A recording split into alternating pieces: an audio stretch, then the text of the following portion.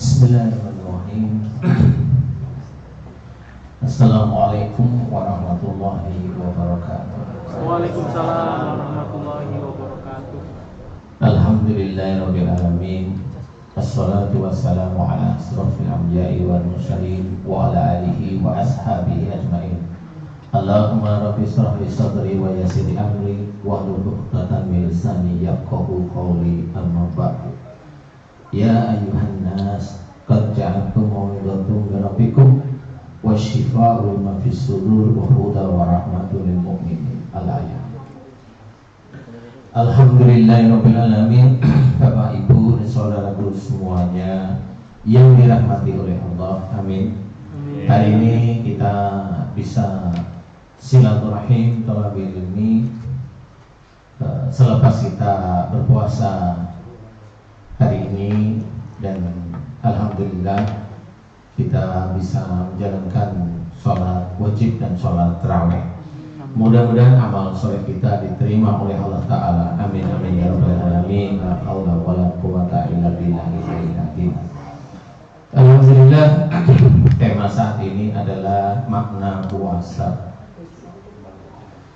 yang sehari-hari kita sudah sering mendengarkan dari Pak alim, ulama, para ustadz, di mana puasa ini adalah kewajiban bagi diri kita sebagaimana diwajibkan oleh para umat-umat terdahulu.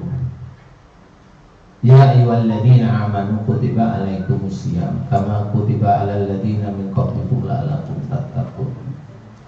Jadi ayat tersebut menjadi dasar bahwasanya kita diminta atau wajib menjalankan puasa di bulan Ramadan sebagaimana dikerjakanlah oleh umat-umat terdahulu sebelum kita, agar kita bertakwa.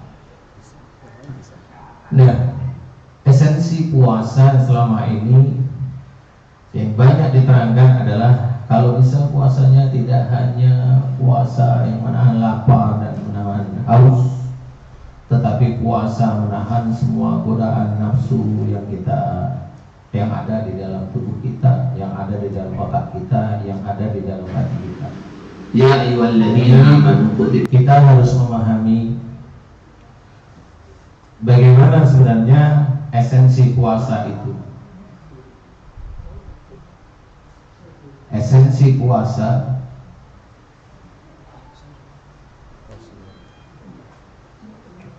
puasa ini adalah yang harus kita ketahui, bahwa puasa ini tidak secara harfiah saja.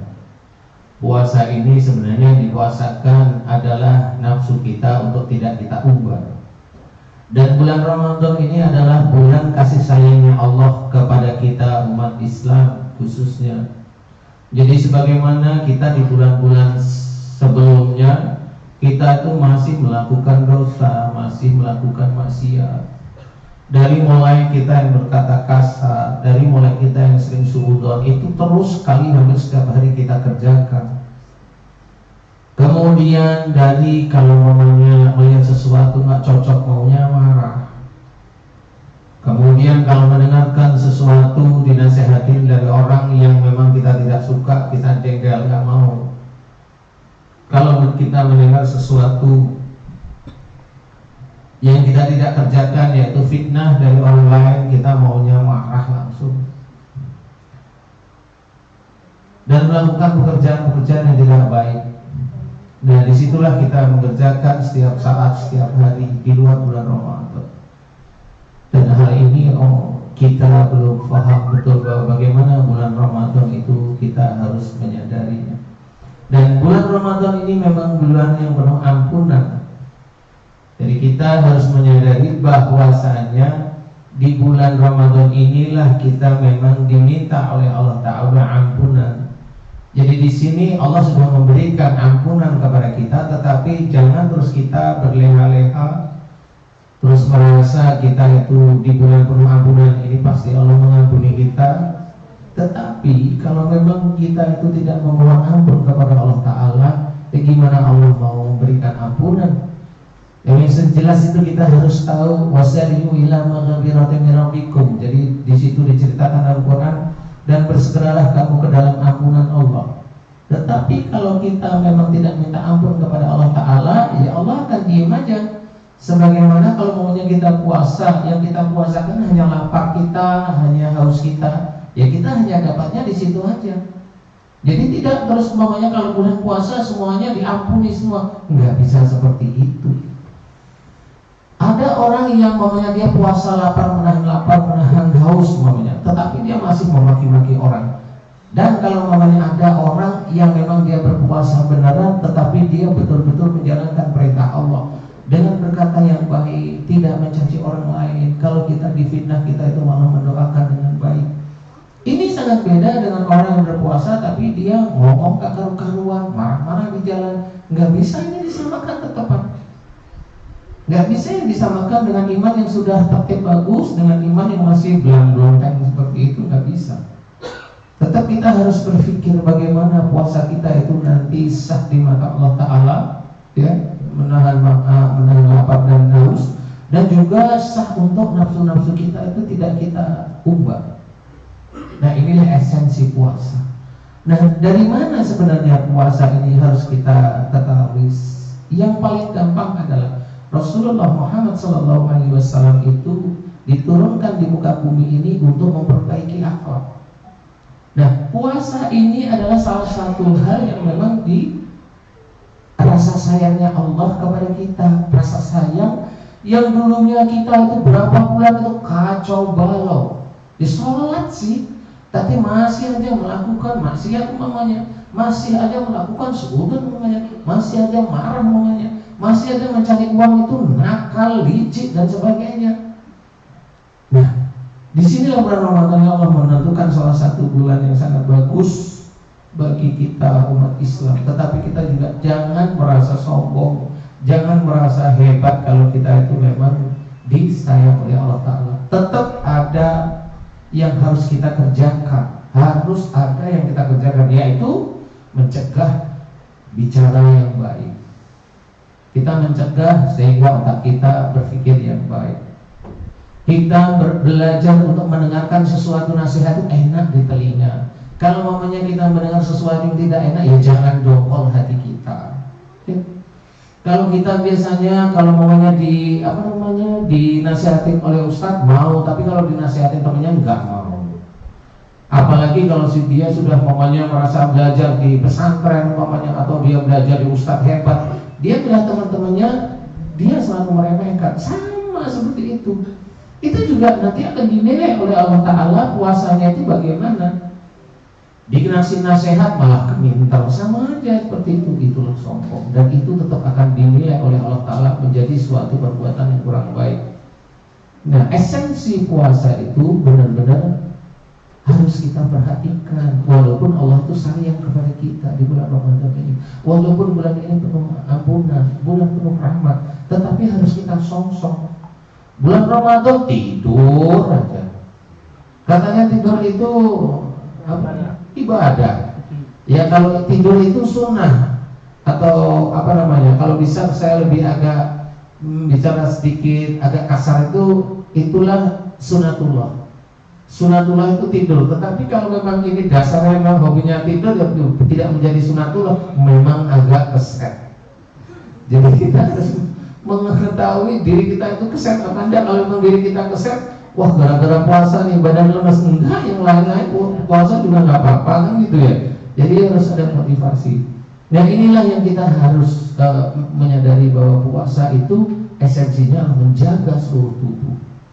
Seluruh tubuh ini sebenarnya alat nantinya akan kita hadapkan kepada Allah Ta'ala. Di mana dalam Quran diceritakan telinga kita, mata kita, hati kita itu nanti akan menjadi saksi. Salah satu yang nggak cuma telinga, mata dan hati, semuanya tubuh, ya otak kita, ya tangan kita, ya hidup kita pergunakan untuk apa? Ya hati kita yang tadi, kemudian paru-paru kita, jantung kita, ini akan melihat dari sisi yang lain. Loh, memang jadi saksi, iya itu akan menjadi saksi. Makanya salah satu hal yang diceritakan oleh Allah Ta'ala dalam sehari-hari ini, Orang tidak akan tahu, tetapi kita harus mulai belajar mulai saat ini. Salah satunya namanya begini. Wala nudiqannahu minal adabil adna dunal adabil akbar la'allam yarji'un. Maaf artinya. Kita harus menyadari sungguh akan aku timpakan siksa kecil kepada mereka di dunia sebelum siksa besar di akhirat, agar mereka kembali ke jalan yang benar. Nah, siksa kecil di dunia sebelum siksa besar di akhirat, jangan kita itu melihat ayat ini segampang kita hanya membaca biasa. Enggak, kita harus hati-hati membaca ayat Quran ini. Melihat walaupun kelihatannya ini simpel, ini enggak simpel. Siksa kecil di dunia sebelum siksa besar di akhirat, agar mereka kembali ke jalan yang benar. Maksudnya apa nih? Maksudnya Allah nih, siksa kecil di dunia berarti musibah yang menimpa kita. Bisa saja wujudnya penyakit. Penyakit itu siksa kecil di dunia. Siksa besar di akhirat apa? Siksa besar di akhirat itu nanti di neraka itu akan disiksa. Jadi kata-kata kalau disambung, sesungguhnya akan aku timpakan kepada mereka siksa kecil di dunia sebelum siksa besar di akhirat. Berarti siksa kecil di dunia ini akan menjadi catatan bahwasanya besok, naudzubillah min dzalik, kita akan disiksa di akhirat. Sekarang kita pusing nggak pernah sanggup, di akhirat itu besok sudah siap. Kita akan disiksa otak kita. Kita sering sakit perut di dunia, nanti di akhirat itu sudah disiapkan. Kita sekarang terkena kanker payudara, di akhirat itu disiapkan siksanya lebih ngeri yang daripada kanker ini. Dan ini maksudnya ayat ini. Apalagi semua. Jadi ini sudah ayat, sudah jelas. Kita harus memahami bahwasanya banyak kekurangan dari kita di hadapan Allah Ta'ala. Makanya bulan puasa ini bulan penuh ampunan. Ayo kita yang kita sudah disayang oleh Allah Ta'ala ini benar-benar proaktif untuk menjadikan dosa-dosa kita diampuni oleh Allah Ta'ala. Jadi jangan kita leha-leha, nggak bisa.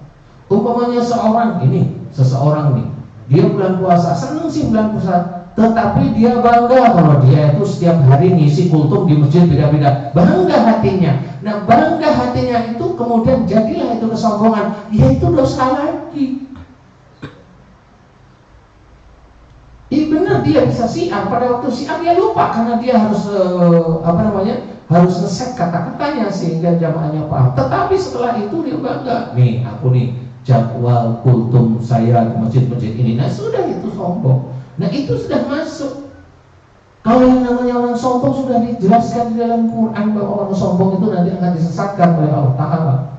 Apalagi urusannya dengan ibadah. Ini, alhamdulillah ya, bilang alhamdulillah. Alhamdulillah Ramadan ini aku lengkap. Kamu lengkap gak? Nah, kalau sudah begitu berarti ini mau sombong nih. Kamu gak lengkap toh, kamu begini. Kamu gak lengkap, kamu begini. Nah, walaupun dia bilang alhamdulillah saya lengkap, tapi mau ada yang disombongkan ini kepada teman-temannya. Kalau hal ibadah sudah diceritakan oleh Allah Ta'ala. Innal ladzina yastakbiruna an ibadah sayadkhuluna jahannama dakhirin. Sesungguhnya jika engkau sombong dalam menyembah kepada diriku, akan kami masukkan ke dalam neraka dalam keadaan hina. Sudah jelas. Ini bagi orang-orang sombong merasa ibadahnya hebat. Semuanya termasuk saya. Kalau saya memang sombong ya pasti ada catatan sombongnya. Semuanya. Tidak pilih kasih yang lagi ceramah. Enggak semuanya. Kalau memang ini diberikan kepada para jamaah dengan baik, kemudian dengan tawadu, kemudian semua terjadi, umpamanya saya ini alhamdulillah bisa ngisi kultum di semua masjid sampai akhir. Kemudian diakhiri dengan la haula wala quwata illa billah. Ini sudah benar. Tetapi juga jangan enggak perlu disombongkan. Karena semua ini terjadi pasti atas izin Allah. Kita mengisi kultum, kita mengisi pengajian setiap saat itu memang itu atas izin Allah. Enggak bisa kalau namanya kita mengisi pengajian di sana ngisi, di situ ngisi, itu karena ketenaran kita. Enggak, itu karena Allah aja. Karena Allah, ini bukan kita, bukan hebatnya kita, enggak ada kita hebatnya. Nah, disitulah kita harus menyadari bahwasanya Ingat banyak ayat-ayat yang menjadikan kita itu bisa masuk neraka, bukan mengancam. Enggak, memang kita yang nakal. Nah, di dalam bulan Ramadan ini, disinilah tempatnya kita memohon ampun. Yang sudah mamanya bisa berpuasa, alhamdulillah disyukuri. Mudah-mudahan bisa meningkatkan keimanan ketakwaan kepada Allah Ta'ala, bukan menjadi kesombongan. Insya Allah bisa menjadi tawadu. Dan itu dijaga ketaatan itu, sehingga insya Allah bisa istiqamah. Itu yang harus kita kerjakan. Dan bagaimana di bulan Ramadan? Ya kalau bulan Ramadan, saya yakin sekarang para jamaah ini di majelis ini pasti punya HP. HP itu kan isinya buat ngetik ini, ngetik itu, ngetik ini. Nah, coba itu belajar coba. HP ini sehari ini kita mau ngapain nih? Itu bisa belajar. Mau nipu bisa, mau bohong bisa, mau nge-share yang salah bisa, mau nge-share apa aja bisa kita. Nah, itu juga kita harus hati-hati. Banyak cerita yang salah yang masuk ke dalam WhatsApp. Saya sering baca, dan itu nggak ada tuntunannya sama sekali. Banyak sekali cerita-cerita seperti itu, makanya harus hati-hati. Ya. Dan gimana kalau itu nge-share itu salah? Itu dosa loh. Benar-benar dosa, kita nggak bisa main-main. Itu dosa. Ada lagi mamanya ada cerita. Ini cerita yang salah nih. Ada cerita salah, walaupun ada cerita yang benar dari satu cerita ini. Saya pernah mendengar bahwanya ada cerita ini, seseorang yang saya kira melihat dari pakaiannya ini orang yang mirip saya Pak. Tapi beliau kayaknya lebih ini karena pakai sorban, kalau saya kan pakai peci ya.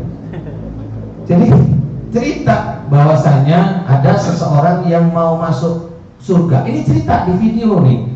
Ada seseorang yang mau masuk surga, udah mau masuk surga, kemudian dipanggil orang tersebut sama malaikat, ditanyain, fulan, ini cerita beliau, bukan cerita saya ya. Ini saya menyadur aja. Ini ceritanya. Fulan, engkau itu dulu di dunia kan kaya.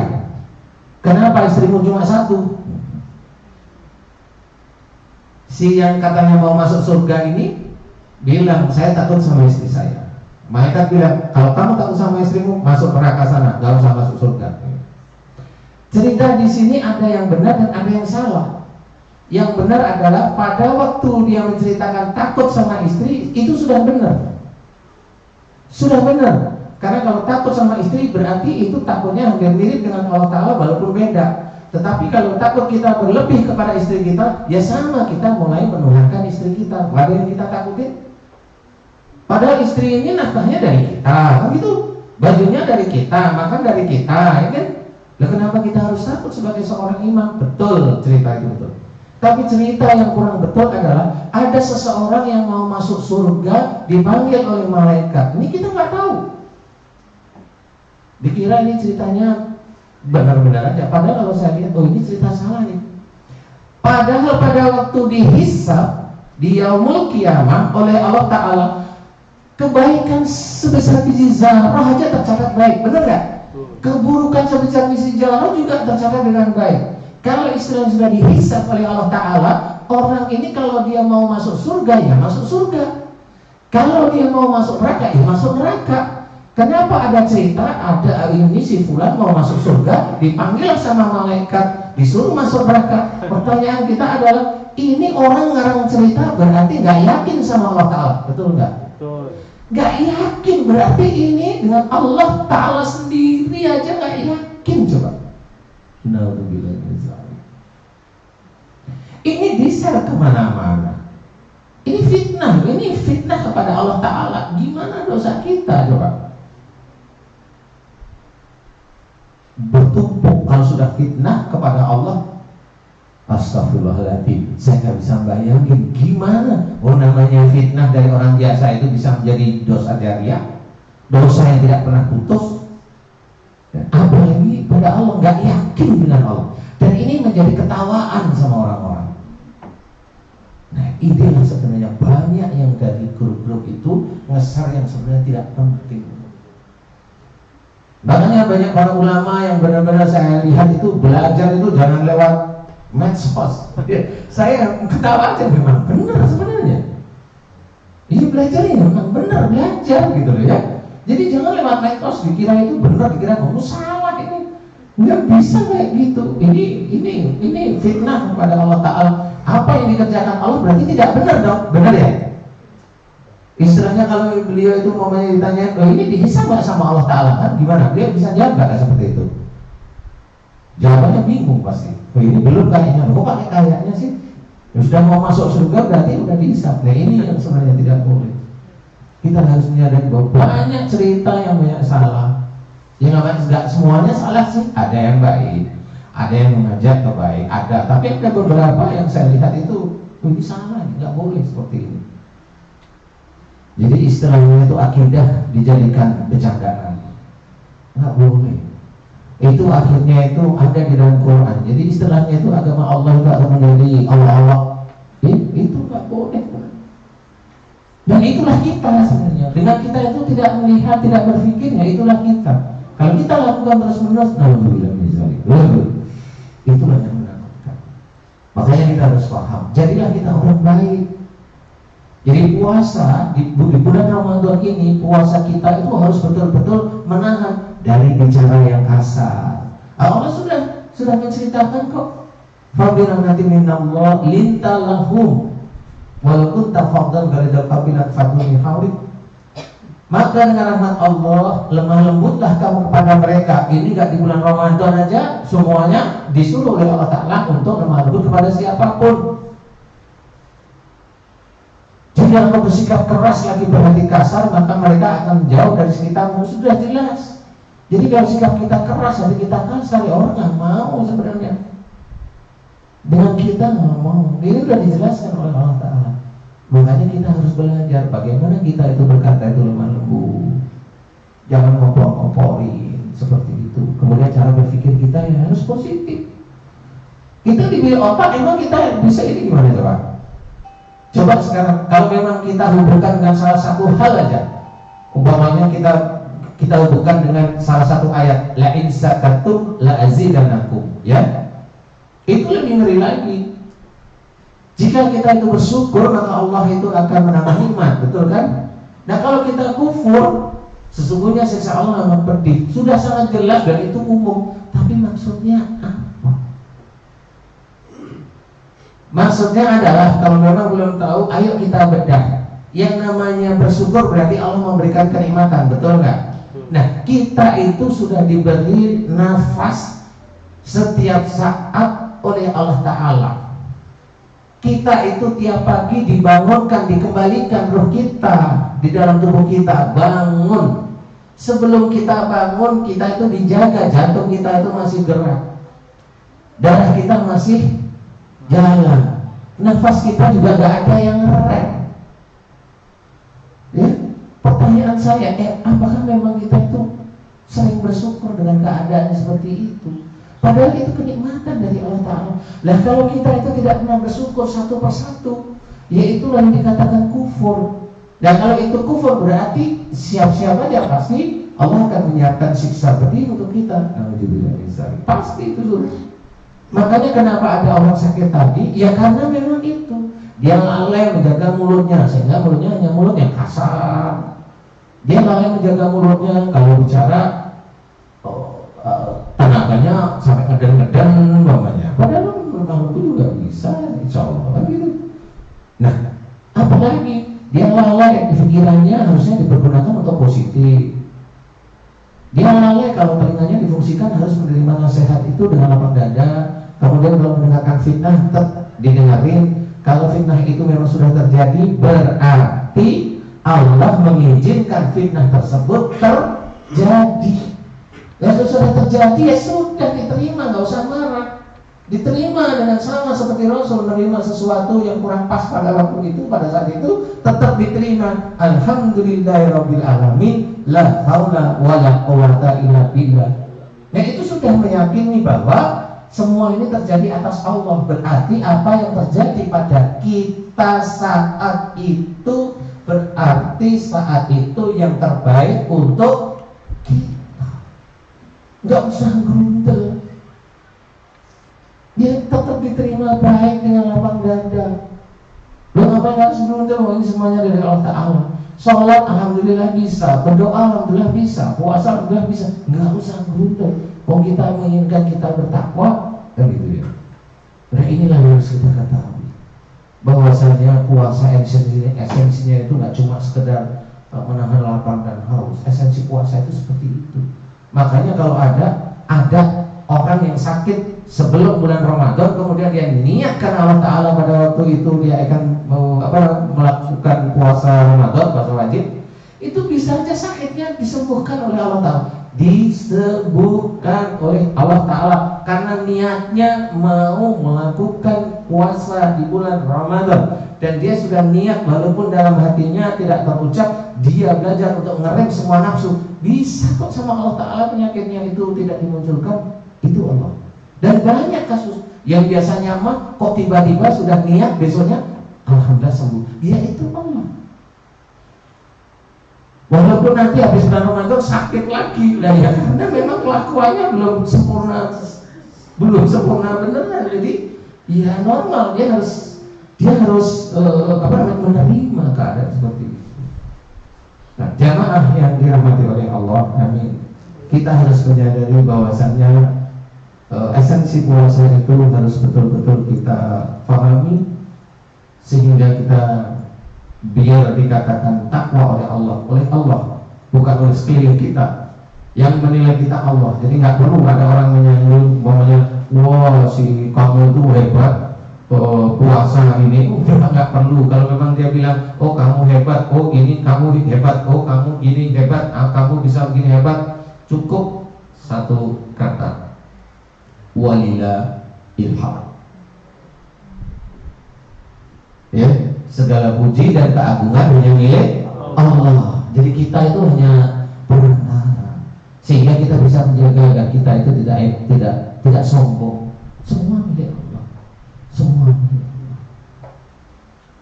Nah, disinilah harus kita menyadari bahwasanya puasa ini sungguh amat penting juga. Itu akan ketakwaan. Ketakwaan itu bukan lapar sama hausnya takwa. Takwanya karena kita mengerem cara bicara, mengerem cara berpikir, ya, ngerem melihat sesuatu yang biasanya ibu-ibu itu di mall atau mbak-mbak itu di mall itu melihat sesuatu tertarik, itu direm, bukan tertarik malah jualin nanti ya. Jadi itu harus direm semuanya, semua. Umpamanya kalau di TV isinya itu berita aneh-aneh yang begini, ya sudahlah direm. Kalau bisa itu udah direm, nggak selamanya, tapi sesekali cari berita yang benar-benar berita, bukan asal senang aja. Sinetron ditonton terus nih, sampai matanya belekan. Kalau bisa janganlah ya, cari memang berita yang baik, yang positif, pengajian yang baik. Dan banyak sekarang itu pengajian dari TV tertentu ya. TV tertentu itu pengajian banyak ya, tapi TV tertentu ya kadang nggak ada pengajiannya. Nah, ini kita harus menyadari bahwasannya bagaimana puasa di bulan Ramadan itu tidak hanya menahan lapar dan haus, tetapi harus benar-benar menahan semua nafsu yang ada dalam tubuh. Sehingga kalau mamanya di sini sudah bersuami istri, menahan nafsu pada waktu hubungan suami istri siang hari itu memang dilarang. Silahkan dikerjakan di malam hari, tapi juga tertutup. Malam hari di pinggir jalan ya sama aja. Ya nggak boleh ya seperti itu. Ya walaupun suami istri nggak boleh seperti itu ya. Nah, inilah yang harus kita ketahui bagaimana itu akan menjadi sesuatu yang baik di mata Allah Ta'ala dan menjadikan catatan kita itu takwa. Bagaimana catatan ini takwa? Kita takwa mata kita pada Allah Ta'ala. Kita takwa otak kita ajak untuk senantiasa berpikir yang positif. Itu takwa otak itu namanya. Karena besok otak kita juga akan menjadi saksi pada waktu di yaumul kiamah. Bagaimana Allah memberikan otak pada kita, ditanyain otak kita untuk apa? Otak kita untuk ngeras saja ya repot nanti. Ya, apalagi masih muda-muda, cari aja itu apa namanya? Apa itu? Cari Mbak Google apa Yusuf itu ya, yang agak miring-miring itu kan. Jangan tanya, Ustaz kok tahu? Ya saya kan ngarang aja.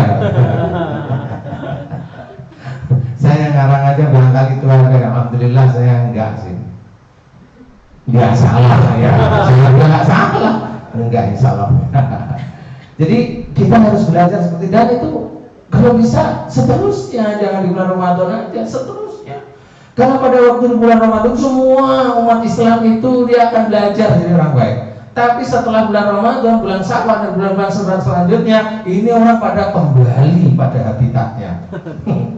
Cari uang juga ngeyel, licik, pakai fitnah dan sebagainya. Ini seperti itu. Nah, pada waktu selesai bulan Ramadan inilah perangnya kita. Semuanya itu kembali pada habitatnya. Kita masih belajar untuk tetap takwa aja pada Allah Ta'ala. Ngomong yang lembut. Kamu mau kemana? Mau ke sana. Iya seperti itu Bang. Kalau itu kelaparan. Kamu udah makan? Belum. Wah ya pantesan gitu. Jadi ini yang harus kita ketahui. Esensi puasa itu adalah benar-benar menjaga tubuh kita itu tidak salah. Walaupun sebenarnya tidak mungkin kita tidak salah. Tetapi kita belajar untuk baik. Kita umatnya Rasul. Ya kita harus mencontoh Rasul. Bagaimana Rasul itu berbicara? Banyak hadisnya. Bagaimana cara Rasul berpikir? Banyak juga. Bagaimana cara Rasul melakukan muamalah-muamalah yang lain itu banyak sekali. Dan itu insya Allah akan menjadi contoh yang baik bagi kita. Kenapa kita tidak mencontoh yang seperti Rasul? Masa kita menyontoh keras-keras ya? Gak usah lah menyontoh keras-keras ya. Kalau keras benarnya boleh, kerasnya jangan. Kan gitu ya, harus bisa menilai. Jadi kalau apalagi itu saudara kita ya tetap saudara kita, tetapi yang keras-keras kalau bisa jangan. Kan gitu. Kalau bisa jangan. Nah kita belajar dari sana. Karena kita tidak mungkin besok itu umpamanya kita besok dihisab kemudian kita bisa mengambil teman kita. Aduh, kayaknya kok jadi beda-beda sih? Iya kan? Kita sudah masuk surga kemudian kembali lagi cari teman kita yang ada di neraka, bilang sama Allah Ta'ala, ini gimana sih? Kok jadi akhirnya hisabnya Allah tuh kok kayak nggak berguna, betul ya? Kan sering ada cerita seperti itu. Hisabnya Allah gimana ya macam nggak berguna kan gitu ya. Jadi kita harus menyadari kalau sudah dihisab udah nggak bisa ngapa-ngapain. Sudah nyemplung aja dulu di neraka. Paling berapa hari? Harinya di akhirat. Ya itu kita harus memahami, jangan seperti itu. Ayolah kita berpikir bahwasanya kita memang tidak akan mampu bisa menolong. Yang bisa menolong kita itu amal soleh kita. Amal soleh kita karena Allah Ta'ala. Kita sholat, tapi sholat kita untuk biar suami kita tidak selingkuh. Kita sholat kita untuk biar kita kaya. Kita sholat kita untuk anak kita biar lulus ujian. Ini yang niatnya seperti itu, insya Allah tidak akan diterima sholatnya oleh Allah Ta'ala. Karena tidak ada unsur lillahi ta'ala yang walaupun diucapin dengan bismillah, nggak ada unsurnya. Niatnya di hati ini sudah jelas sekali dia untuk nyolatin anaknya, untung anaknya disolatin duhur atau duha. Coba kalau anaknya disolatin tanpa ada rukuk sama sujud gimana coba? Sholat gaib maksudnya. Mati. Jadi kita harus memahami seperti itu. Semua yang kita lakukan kalau itu akan menjadi amal saleh, niatnya lillahi ta'ala. Kalau kita ingin membaca Quran, niatnya satu lillahi ta'ala. Jangan niat kita membaca Quran untuk ini, untuk itu yang duniawi akan dikasih sama Allah Ta'ala di duniawi. Di dunianya kita itu dikasih nanti. Tapi nanti kita di akhirat kosong. Mau khatam 100 kali tapi 100 ini dikasih. Ini Ustadz, saya khatam 100 kali, saya sampaikan pada Ustadz aja. Biar nanti kalau Ustadz masuk surga saya bisa dibawa Ustadz. Nah, mana? Gak ada yang begitu.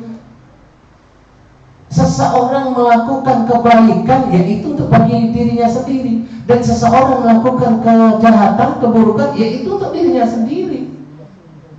Gak bisa seorang melakukan kebaikan untuk orang lain atau orang memikul dosa orang lain. Gak ada, sudah tertulis dalam Quran. Jadi kita harus lurus saja. Kalau memang kita mau baca Quran, ya sudah untuk kita. Kalau memang ada saudara kita yang sakit, didoakan agar dia itu diampuni dosa-dosanya. Kalau memang itu dari Allah Ta'ala, dari dosa-dosanya. Dan pasti kebanyakan insya Allah dari dosa-dosanya yang belum pernah dimohonkan ampunan kepada Allah. Itu jelas, sudah sangat jelas. Bagaimana? Ya sudah dijelaskan oleh Allah Ta'ala, Wa ma asabakum min musibatin fa bima kasabat aydikum. Artinya apa saja musibah yang engkau terima itu disebabkan dari buah tanganmu sendiri. Udah jelas sekali. Apa yang kurang dari Allah Ta'ala? Yang kurang itu kita nggak bisa mikir. Sudah jelas. Kalau buah tangan berarti insya Allah itu maksudnya perbuatan tidak baik kita. Gampang. Tapi kadang-kadang kita sebagai umat Islam kalau dikatakan kamu tuh salahnya di sini, ngeyel. Enggak, aku nggak pernah salah. Kan sombong lagi. Emang kamu nabi nggak pernah salah kan gitu ya? Dan itu banyak di lingkungan kita. Orang yang tidak mau mengakui kesalahannya, sombong namanya itu. Rasul sendiri itu Rasul atau para nabi sebelum Rasul Muhammad, Nabi Musa itu kalau ada suatu masalah dan masalah itu belum selesai atau memang itu belum pas dengan apa yang diinginkan, beliau selalu berdoa, ya Allah ampuni kesalahan saya. Itu nabi loh. Masih mau lah kita itu. Nabi bukan, jenderal bukan, presiden apa lagi? Kecuali kalau di sini ada presiden beda. Di sini nggak ada, ya ngomong aja biasa ya, presidennya di istana presiden kan gitu ya. Presiden bukan, menteri apa lagi? Direktur utama ada sih di sini, makanya tidak saya singgung. Saya nggak mau singgung, salah nanti saya.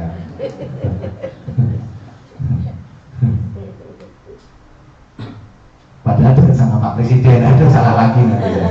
Ya maaf ya Pak ya. Ya.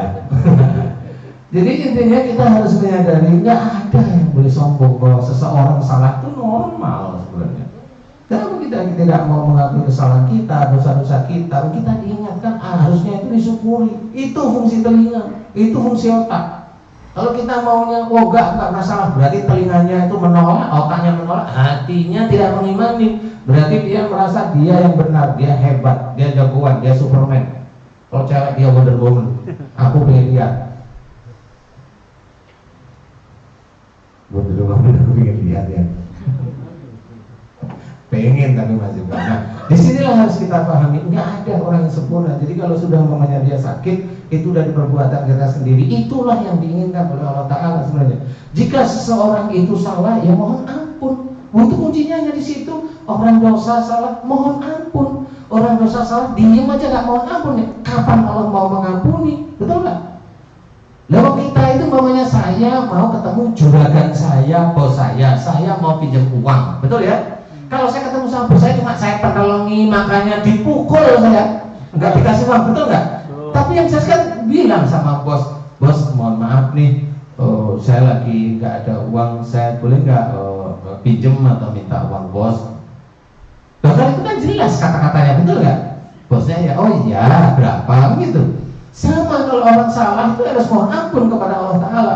Orang salah kok nggak mau mohon ampun, emang dia siapa? Kata orang zaman sekarang, siapa lu?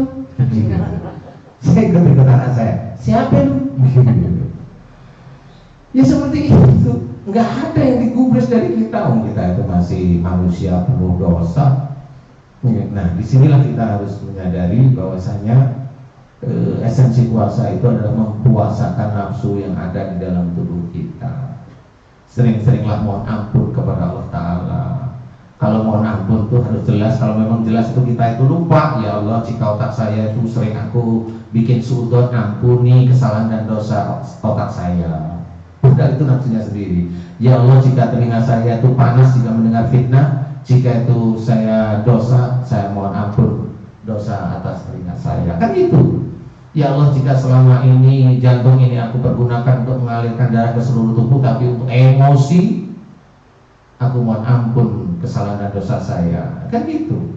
Ya Allah jika paru-paru saya ini aku pergunakan untuk menyimpan amarah, jika itu dosa di hadapan ya Allah ampuni dosa-dosa saya. Apa sih susahnya mohon ampun? Gampang. Kan gampang mohon ampun. Cuma harus khusyuk tetap. Sama seperti kalau kita sholat ya harus khusyuk. Dan insya Allah nanti akan sampai pada Allah Ta'ala. Amin. Karena memang sudah jelas, mohon ampun sudah, Allah itu sudah tahu. Wa tubu ilallahi jami'an ayyuhal mu'minun. Sudah sangat jelas di sini. Dan bertobatlah kepada Allah kamu sekalian, kayak orang-orang yang beriman. Jadi Allah sudah menulis dalam Al-Quran, orang beriman seperti kita itu masih banyak dosa. Allah sudah tertulis itu. Jadi kalau kita tuh merasa hebat, kita bisa dikatakan sama kambing bel gitu. Jadi kalau bisa ya kita harus jadi orang yang benar-benar belajar ya, menjadi orang yang baik. Dan mudah-mudahan ini bisa manfaat bagi diri kita. Ini sesi tanya jawab. Siapa yang mau bertanya silakan. Ada? Bapak Ibu, silakan. Nama?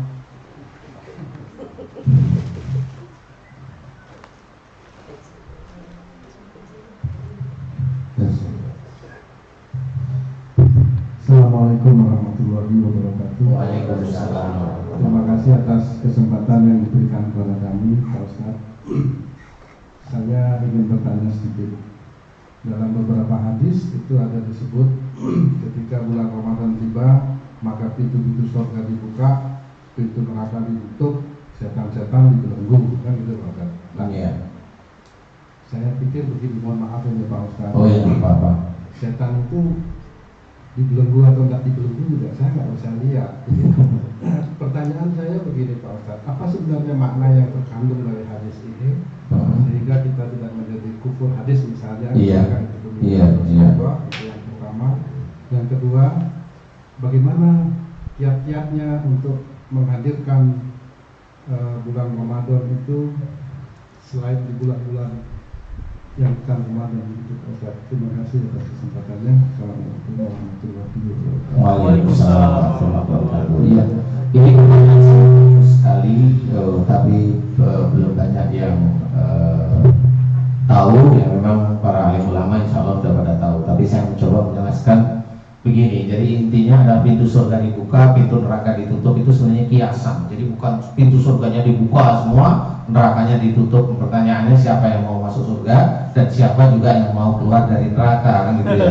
Nggak ada sebenarnya. Jadi intinya surga belum ada penghuni, neraka juga belum ada penghuni, manusia maksudnya ya. Nah, pintu surga itu dibuka adalah maksudnya adalah kita diminta untuk melakukan kebaikan amal soleh dari tubuh kita, dari ajaran-ajaran kita itu sebanyak-banyaknya. Itu maksudnya insya Allah. Walau alam ya, tapi jelas begitu. Jadi kita diminta untuk melakukan amal soleh. Jadi kita diminta untuk agar kita itu benar-benar akan diterima surga, di surga benar-benar diterima nantinya. Jadi dibuka lapang-lapang. Apa yang kita sering kerjakan, suudzon, ayo kita hilangkan. Apa yang kita kerjakan, kata-kata kasar di mana? Di kantor, kata-kata kita kasar, merendahkan orang lain. Ya, di rumah ngejek istrinya, menekan istrinya, nyuruh anaknya kalau tidak bisa, kata-katanya seperti itu. Ya, kemudian apa lagi? Banyak. Telinganya biasanya kita itu bisa kalau mendengar kata-kata dari para alim, para ulama, kita bisa dengar baik. Tetapi kita tidak bisa kalau kata-kata itu dari istri kita. Kita tidak bisa mendengar kata-kata itu dari suami kita. Kita tidak bisa mendengar kata-kata itu dari ibu kita kadang-kadang.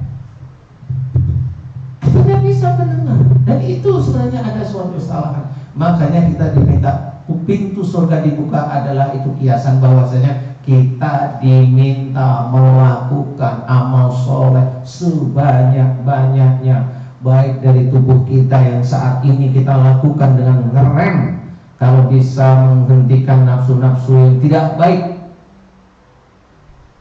Kemudian kita menjalankan aktivitas yang memang disyariatkan dalam agama kita, baca Quran benar-benar, kemudian kita melakukan amal soleh yang lain, sedekah, macam-macam. Kalau kemudian datangin pengajian seperti ini, itu banyak sekali. Dan itu yang dikiaskan itu pintu surga terbuka itu maksudnya adalah dengan kita melakukan amal soleh sebesar-besarnya, sebanyak-banyaknya semampu kita ini, insya Allah surga itu kesannya mau menerima kita, sehingga itu diibaratkan, dikiaskan pintu surga itu terbuka. Nah, kalau pintu neraka ditutup, sudah jelas kebalikannya. dengannya. Jangan melakukan hal-hal yang tidak baik, jangan berkata kotor, jangan pikiran yang penuh dengan suudzon. Seperti itu. Kalau kita di kantor, jangan hobi marah. Kalau kita di rumah, yo jangan hobi marah. Kalau kita salah, mau minta ampun, mau minta maaf. Ini pintu neraka ditutup oleh kita. Jadi insya Allah itu kiasan, insya Allah para alim ulama, insya Allah pada tahu. Tetapi ini barangkali dari jamaah yang live streaming juga kadang-kadang belum tahu. Insya Allah kiasannya seperti itu. Jadi sama seperti Bapak tadi cerita, kalau saya kan tidak bisa lihat setan, apalagi saya. Apalagi saya tuh lihat kuntilanak aja takut, apalagi setan. Kuntilanak itu kan hanya jin aja di pojokan, itu kan biasa aja. Setan kan melebihi kan gitu. Tadi kan saya bilang takut ya sama kuntilanak. Oh iya, saya takut sama kuntilanak. Apalagi lihat setan, sangat takut. Sehingga kalau setan datang, kalau bisa saya kabur. Jadi saya nggak ditandai setan. Ya maksudnya tidak ditandai setan itu ya saya harus belajar menjadi orang baik. Kan belajar kan boleh ya. Kalau ditandai setan kan sama aja nanti ya. Kalau kita sama setan sama. Yang tidak sama hanya sebatas garis saja pembedanya, garis tapi yang sama. Itu sama namanya ya. Sama dengan. Ada lagi barangkali, mudah-mudahan ini bisa menjadi manfaat dan meningkatkan iman dan tauhidnya Bapak. Silakan. Siapa yang mau tanya? Oh ada ibu sebentar ya. Oh, di sini ada tanya. Silakan. Boleh.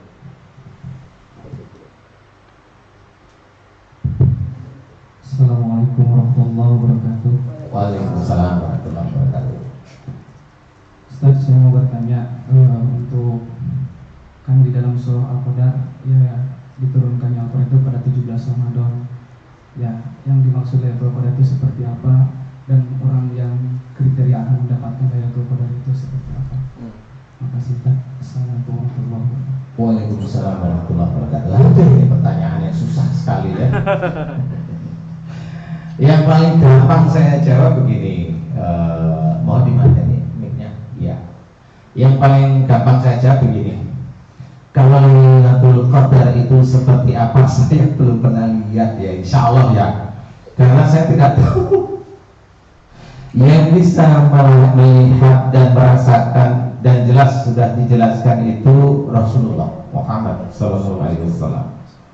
Jadi karena memang gimana ceritanya saya tidak tahu persis. Tetapi kalau pengen seseorang itu mendapatkan Lailatul Qadar seperti Rasul, saya hanya pesan begini aja. Pesan ini sangat gampang. Mudah-mudahan semuanya bisa melakukannya.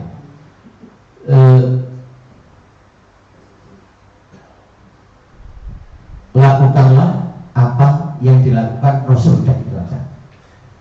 Gampang ya? Oh gampang ya. Ini masnya lucu. Lah maksudnya itu kan susah sekali. Jadi kalau memang orang mau mendapatkan Lailatul Qadar, ya kayak Rasul. Jangan sampai ada orang yang dapat Lailatul Qadar omongannya kasar, hobinya fitnah, cerita nggak benar. Ini gimana? Lailatul Qadar cap apa? Itu bukan Lailatul Qadar, itu senter lampu jalan, percaya saya. Kalau orang Jawa dulu bilang kuno itu sentolop, tahu sentolop, senter. Itu lampu pinggir jalan. Makanya itu nggak bisa. Dan orang nggak tahu, namanya diceritakan Lailatul Qadar itu nanti ada pohon yang bisa saking hebatnya Lailatul Qadar itu pohon bisa apa namanya merusujud. Jangan yang cerita yang begitu itu magis sekali. Kenapa? Itu tukang sulap itu bisa kok nyujudin pohon. Jadi enggak seperti itu. Jadi Lailatul Qadar itu tidak ada yang tahu kecuali Allah sama orang yang diizinkan tahu, dan itu aja. Kalau tanya sama saya nggak pernah tahu. Insya Allah. Kalau tahu juga rahasia saya. Mungkin ada yang bareng Ustaz. Ya nggak tahu lah ya, itu berarti orang itu kayak Rasul, bagaimana cara bicaranya, bagaimana cara berpikirnya, bagaimana ini ada orang bertengkar secara ininya gimana, semuanya sudah ada. Bagaimana beliau itu merukunkan istrinya dengan tidak membodohi, itu semuanya seperti itu. Bagaimana Rasul dengan sahabatnya, bagaimana Rasul berdagang, itu seperti itu. Jadi kalau namanya yang paling gampang saya ceritakan bahwasanya kalau kepingin mendapatkan Lailatul Qadar ya udah jalanin apa yang Rasulullah Muhammad jalan, udah itu aja. Gampang sekali. Susah sih? Susah ya, alhamdulillah masih bisa bilang susah. Enggak usah masnya, saya aja terseok-seok ngikutin Rasul ya. Terseok-seok. Jadi mudah-mudahan ini bisa menjadi gambaran. Jadi kalau Lailatul Qadar nggak usah digambarin sesuatu yang aneh-aneh. Kalau memang kita menginginkan contohkan Rasul atau bukan contoh ya, kerjakan apa yang dikerjakan Rasul. Ya mudah-mudahan Allah ridho kalau saya gitu, karena nggak ada orang yang tahu Lailatul Qadar itu kayak apa. Kalau ada seseorang bilang Lailatul Qadar, saya mau tanya gini, fotonya orang yang bilang itu coba lihatin saya gitu. Nggak usah yang lain, saya aja saya lihat orangnya kayak apa. Kalau saya lihat ini orang ini hanya baru apa mabuk apa gimana ini orang bisa ngomong seperti itu ya. Intinya adalah sulit untuk mendapatkan Lailatul Qadar, karena dia harus ada, nggak cuma hanya pekerja, nggak cuma ngatur ini, dia juga harus bisa menegakkan agama Islam betul-betul pada kebenaran. Yang namanya rahmatan lil alamin itu harus ada di sini. Kalau nggak ada, nggak bisa. Namanya agama Islam itu sudah sangat jelas dalam Quran, la ikraha fiddin, tidak ada paksaan di dalam beragama Islam. Ya kok mau menegakkan agama Islam dengan maksa? Ya nggak cocok, ini sudah nggak bisa yang seperti itu. Ini keluar jalur dari Quran udah nggak bisa. Nah seperti itu. Jadi kalau memang dia mau menegakkan agama Allah tapi kekerasan, nggak bisa. Menegakkan agama Allah coba dengan rahmatan lil alamin. Nah itu barulah ya. Seperti itu. Mudah-mudahan manfaat Mas ya, bisa meningkatkan iman dan takwa Mas kepada Allah Ta'ala. Amin. Ada lagi barangkali ibu-ibu tadi ada yang tanya ya? Oh ya silakan.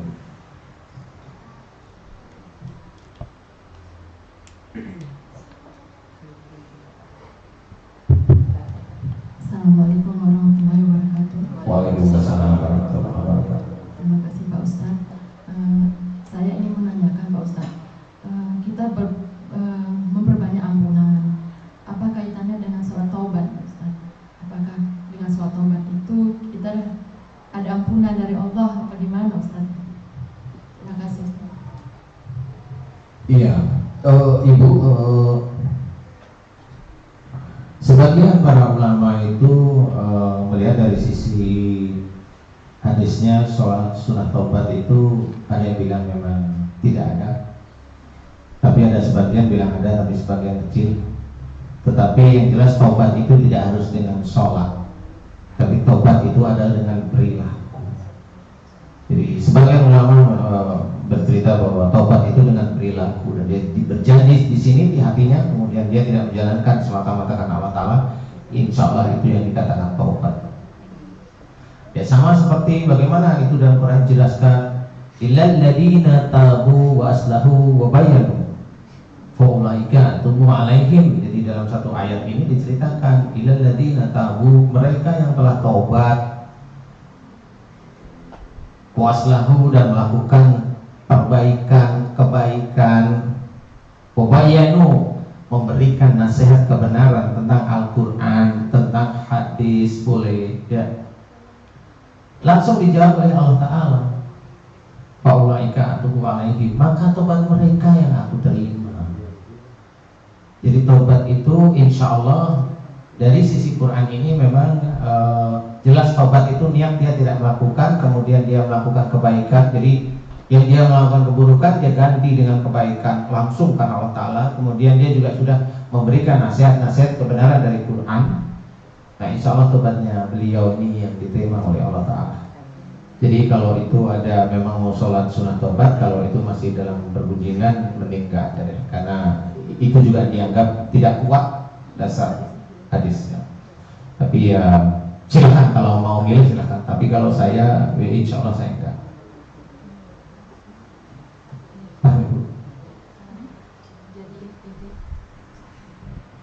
Jadi intinya kita perbanyak ampunan ya Ustaz ya. Daripada sholat kita banyak ampunan. Iya, ampunan itu sama tobat beda. Ampunan itu memang mohon agar dosa-dosa kita diampuni. Kalau tobat itu kita berikrar tidak melakukan perbuatan maksiat istilahnya, tidak melakukan perbuatan yang tidak baik. Itu tobat itu begitu. Mohon ampunan berarti ada dosa yang kita harus mohon ampun. Jadi istilahnya tobat beneran baru kita mohon ampunnya. Jadi urutannya seperti itu. Jadi kita tobat dulu, tobat ya Allah, ya kayak ikrar aja. Ya Allah, insya Allah atas izinmu aku tidak melakukan perbuatan itu lagi. Lillahi ta'ala. Nah itu tobat sudah. Paham ya? Itu tobat istilahnya. Nah kemudian sehari-hari karena memang kita melakukan maksiat itu tahunan, ya mohon ampunnya ya tahunan, kalau bisa lebih tahun gitu. Jangan hanya cuma sudah tobat dikiranya itu sudah selesai, belum tentu. Kan kita tidak tahu Allah itu mau mengabulkan mengampuni dosa-dosa kita itu kapan diampuninya, kan kita tidak tahu. Karena belum tentu kita mohon ampun sekarang atau tobat sekarang itu bisa diampuni oleh Allah Ta'ala. Ya kita tidak tahu karena catatan dosa kita di Allah, catatan amal kita di Allah. Kalau memang ada sebagian ulama juga menceritakan kalau kita bangga dengan amal kita itu malah sombong, ya memang nggak boleh. Memang ya sudah kita mohon ampun aja. Kalau kita dulu sering berkata kasar pada orang, ya mohon ampun ya Allah jika selama ini aku sejak akhir balik senantiasa berkata kasar dengan temanku, dengan suamiku, dengan istriku, dengan orang tuaku, aku mohon ampun kepadamu. Tapi berkata kasar kan gak cuma sekali, kita berkali-kali. Ibaratnya mamanya kita itu mamanya dari titik ini, kemudian kita mau ke arah Pancoran, itu berapa kilo? Tapi kita nggak tahunya bukan ke arah Pancoran, ke arah baliknya. Nah itu berapa kilo? Nah itu mirip aja perhitungannya, kesalahan kita ya dari sana itu dihitung. Itu gampangnya seperti itu, karena Allah akan mencatat.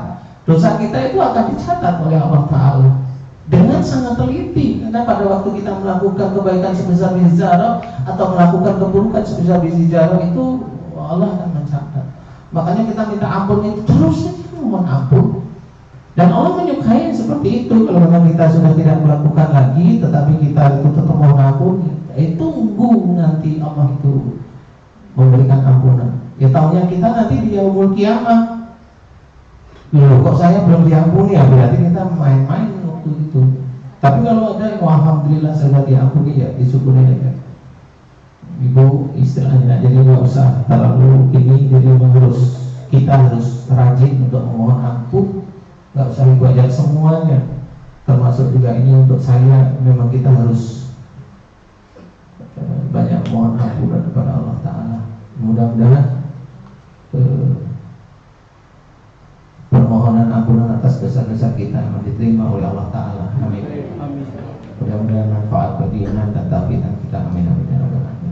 Ada yang tanya lagi terakhir? Ada ibu? Ada? Ada?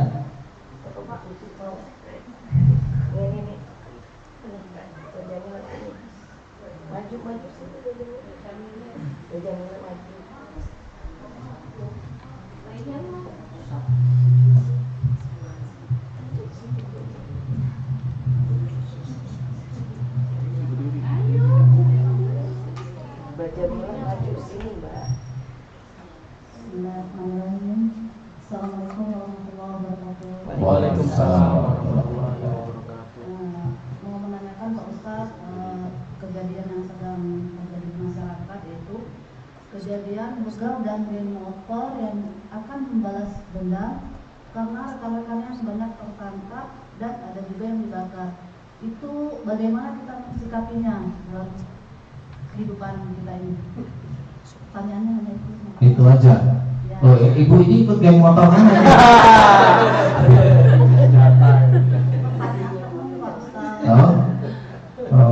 Ini kalau geng motor ini ratunya geng motor nanti malah.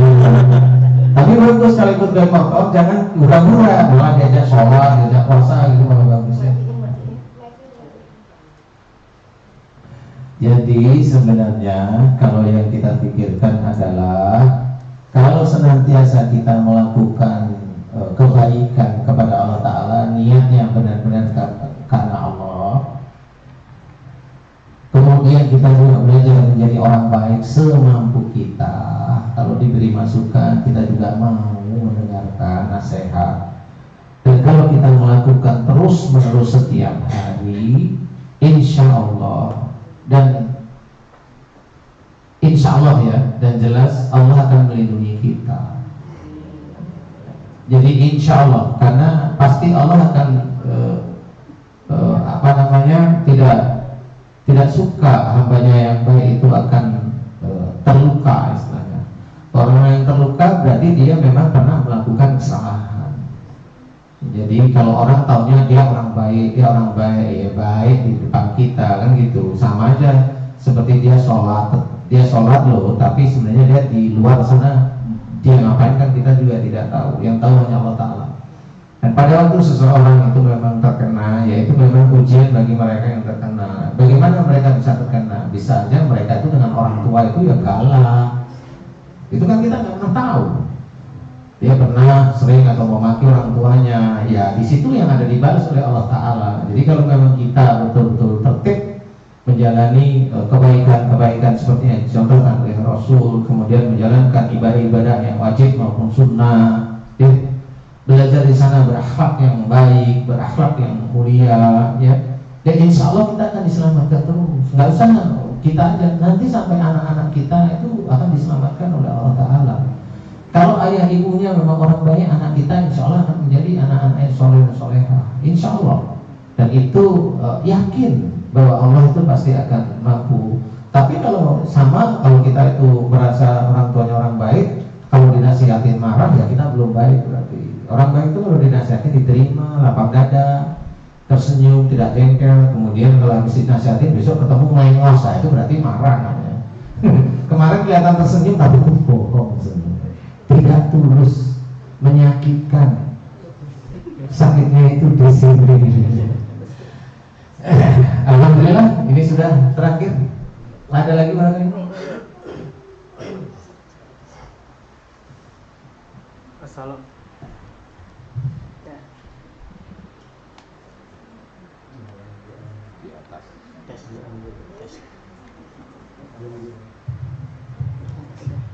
Assalamualaikum warahmatullahi wabarakatuh. Waalaikumsalam warahmatullahi wabarakatuh.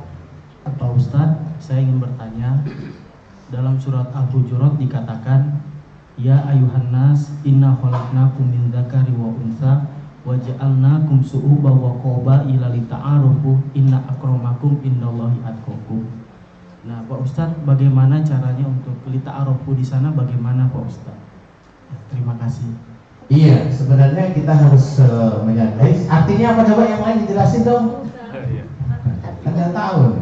Inna khalaqnakum, sesungguhnya telah kami jadikan kalian semua dari laki-laki dan perempuan, bersuku-suku, berbangsa-bangsa, dita'arufu untuk saling mengenal. Inna akramakum indallahi atqakum, sesungguhnya yang dekat denganku adalah orang yang bertakwa. Sudah tahu mbak-mbak? Ini mbak-mbak bukan ibu-ibu, nggak boleh kalau ibu-ibu sama bapak-bapak, mbak-mbak dan mas-mas. Jadi intinya adalah memang ini urusannya dengan pernikahan dari ta'aruf, diawali dari ta'aruf. Silahkan istilahnya mau ta'aruf dari suku-suku atau bangsa atau tetangga boleh. Tapi yang jelas ini harus ngerti yang namanya ta'aruf itu laki-laki dengan perempuan. Maksudnya di sini tidak laki-laki dengan laki-laki, itu nggak ada ta'aruf itu namanya tak bener. Iya, kemarin ada yang ketangkep itu malu-malu di kelapa gading. Ya sudah, akhirnya malu beneran deh. Iya kan? Ini orang-orang ini zamannya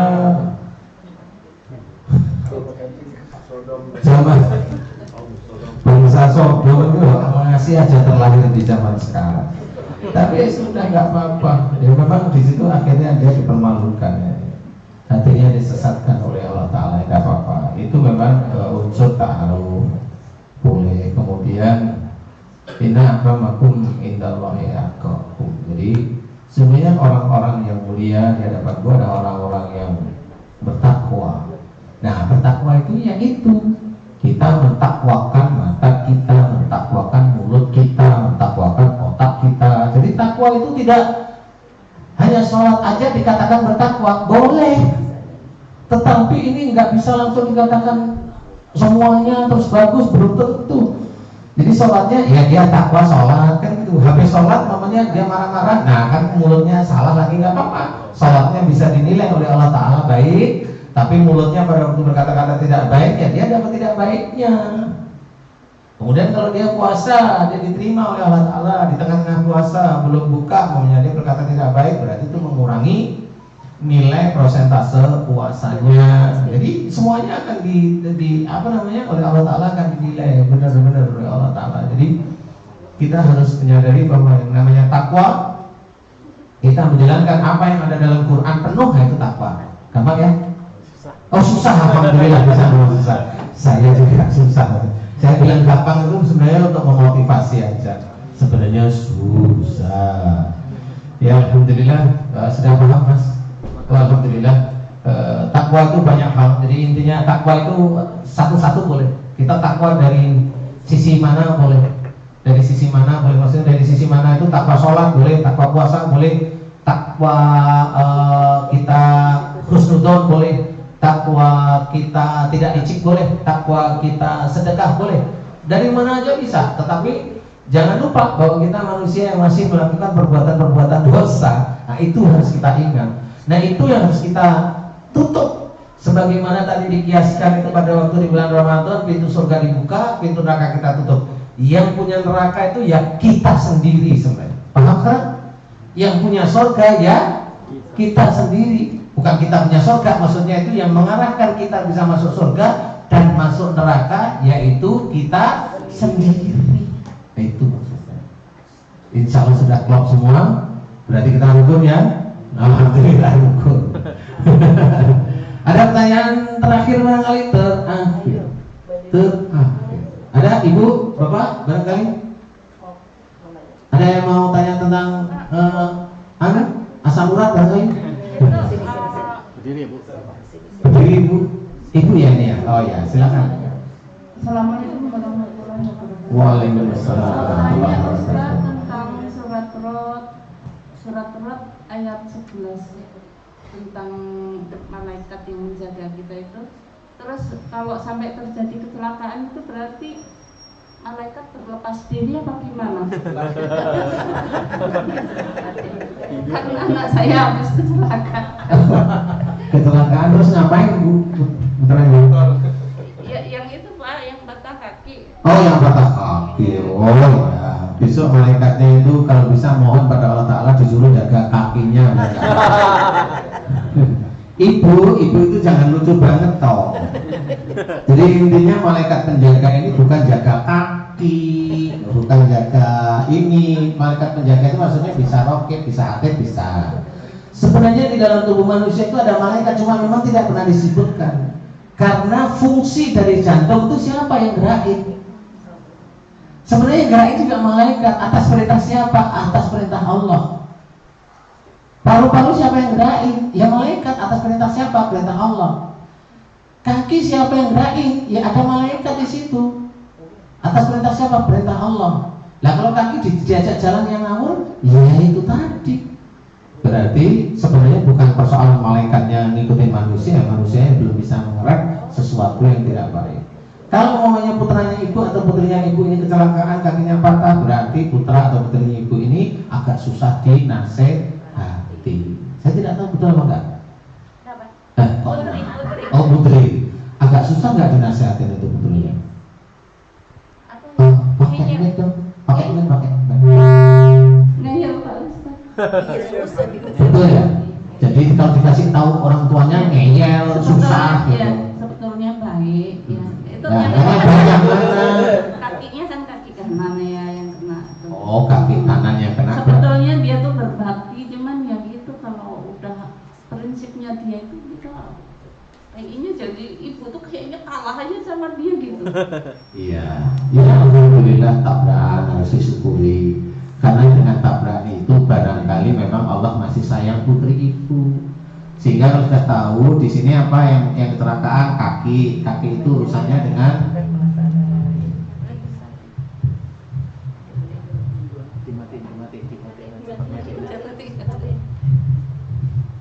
jadi kaki itu urusannya dengan keluarga. Kalau kaki yang patah itu sebelah kanan, berarti kalau unsur patah ini ada unsur keras.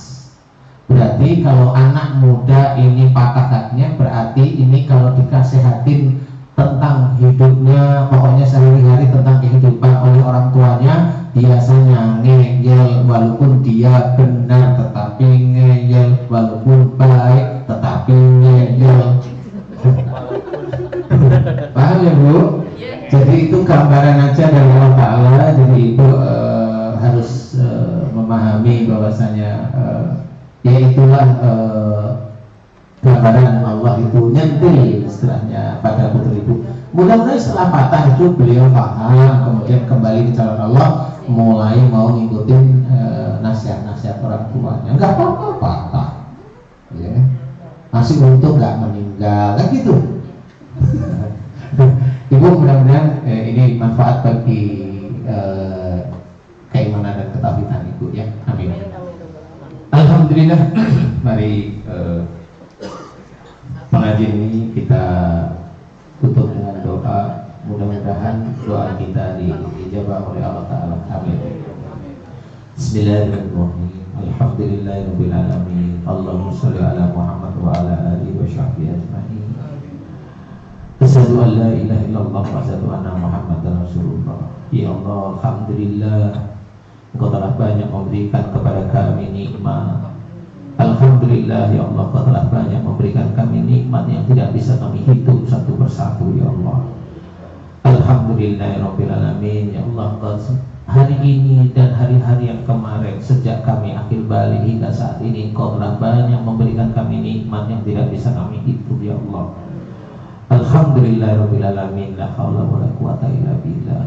Ya Allah, jika di antara nikmat-nikmat yang Kau berikan kepada kami lalai dan kami kufur atas nikmat-Mu ya Allah, kami mohon ampun atas kekufuran yang sering kami lakukan atas nikmat-nikmat-Mu ya Allah. Ampuni dosa kami ya Allah ya Ghaffar, jika kami kufur terhadap nikmat yang Kau berikan kepada kami ya Allah. Ya Allah, kami memohon kepada-Mu ya Allah atas dosa-dosa yang sering kami lakukan, yaitu dosa kepada suami atau istri kami. Allah, ampunilah dosa-dosa yang kami lakukan kepada suami kami atau istri kami ya Allah. Ampunilah dosa-dosa yang kami lakukan kepada saudara-saudara kami ya Allah. Ampunilah dosa-dosa yang kami lakukan kepada anak-anak kami. Ampunilah dosa-dosa yang kami lakukan kepada teman-teman kami ya Allah, dari kata-kata yang tidak baik maupun perbuatan yang tidak baik ya Allah. Astagfirullahaladzim. Ya Allah, ampunilah dosa yang kami lakukan kepada kedua orang tua kami. Ya Allah, ampunilah dosa yang kami lakukan kepada kedua orang tua kami. Jika kami sering sekali berkata tidak baik pada orang tua kami dan melakukan perbuatan yang tidak baik kepada kedua orang tua kami, astagfirullahaladzim. Ya Allah, jika kami melakukan sesuatu tidak baik pada kedua orang tua kami, disitulah dosa kami yang sungguh besar. Ampuni dosa besar kami ya Allah. Ampuni dosa terbesar kami ya Allah. Dosa yang kami lakukan kepada ibu dan ayah kami ya Allah. Astagfirullahaladzim. Ya Allah, kami mohon kepada-Mu, ampunilah kesalahan dan dosa ibu dan ayah kami yang kami sayangi ya Allah. Ampunilah dosa ibu dan ayah kami yang kami cintai ya Allah. Ya Allah, kami memohon kepada-Mu, sayangilah kedua orang tua kami ya Allah, sebagaimana mereka menyayangi diri kami sejak kami kecil ya Allah. Ya Allah, kami memohon kepada-Mu ya Allah, orang tua kami adalah hamba-Mu ya Allah, dan masih melakukan kekurangan, kesalahan dan dosa. Ampuni dosa-dosa ibu dan ayah kami. Dan kami memohon kepada-Mu atas kebaikan-kebaikan ibu dan ayah kami. Kami mohon kepada-Mu ya Allah, terimalah amal soleh ibu dan ayah kami ya Allah. Terimalah amal soleh ibu dan ayah kami ya Allah. Amin. Ya Allah, kami mohon kepada-Mu, ampunilah dosa-dosa guru-guru kami ya Allah, yang senantiasa memberikan ilmunya dengan ikhlas kepada kami. Walaupun kami sering sekali mengganggu guru kami dan kami senantiasa tidak bisa menjadikan sesuatu kesenangan pada guru kami. Ya Allah, kami adalah murid yang belum bisa berbuat baik kepada guru kami, dan kami hanya bisa selalu merusui kehidupan guru kami.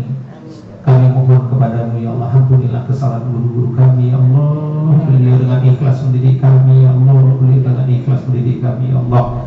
Dan kami mohon kepadamu ya Allah, hanya doa ini yang bisa kami berikan ya Allah kepada beliau ya Allah. Dan kami mohon kepadamu, terimalah amal soleh guru-guru kami ya Allah, terimalah amal soleh guru-guru kami ya Allah, atas kebaikan, atas keikhlasan beliau dalam mendidik kami sehingga kami bisa mengenalmu ya Allah. Amin amin ya rabbal alamin. Ya Allah, kami mohon kepadamu, ampunilah dosa-dosa kami jika kami sering melanggar apa yang ada dalam Quran dan hadis Nabi ya Allah. Amin amin ya rabbal alamin. Ya Allah, alhamdulillah Kau telah menitipkan iman dan takwa dalam hati kami. Alhamdulillah Kau telah memberi kami ilmu yang manfaat ya Allah. Insya Allah akan kami syiarkan pada saudara-saudara kami.